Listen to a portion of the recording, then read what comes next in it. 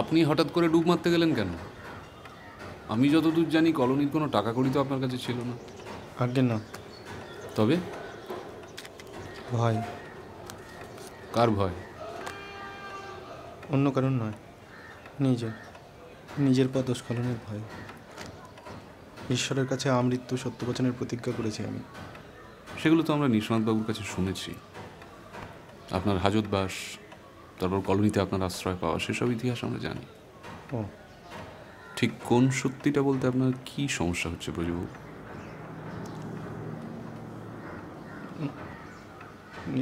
নিশানাথ বাবুকেও তো কথা দিয়েছিলাম, সে কথা গোপন রাখ।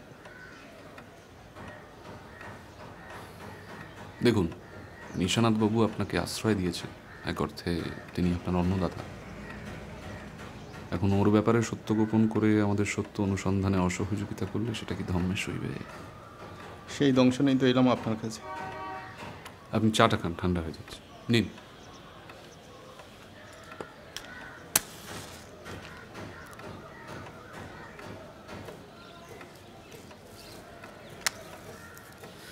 এবার বলুন।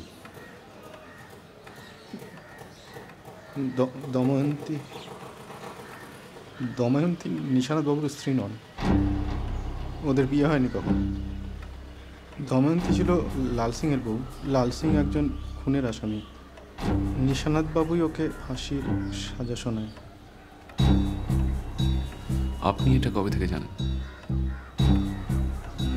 লাল সিংয়ের মোকদ্দমা চলাকালীন দময়ন্তী নিশানাথ বাবুর বাড়ি এসে ওনার হাতে পায়ে ধরেন, অনুরোধ করেন সাজা মুকুব করার জন্য, নইলে ও অনাথ হয়ে যাবে। সেটা আপনি দেখেছিলেন?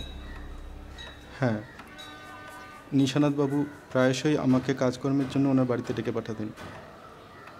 ফাঁসির রায় বেরোনোর পর দময়ন্তী বাড়ির এক কোণায় একা একা পড়ে থাকত। বিজয় ওকে লুকিয়ে খাবার দিয়ে আসতো। বাড়ির চাকরদের কাছ থেকে এইসব শোনা।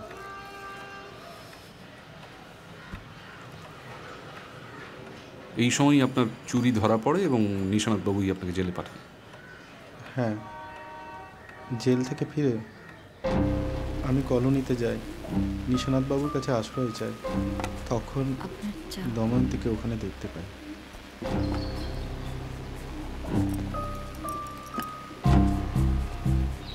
শোনো, এখানে থাকতে হলে এই ব্যাপারটা আজীবন গোপন রাখতে হবে।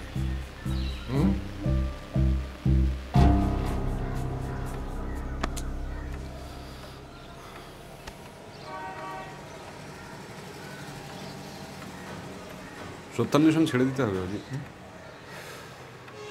মাথায় ধূসর পদার্থ ক্রমশ কমে আসছে। সারাক্ষণ খালি দ্বিতীয় পক্ষই ভেবে গেলাম।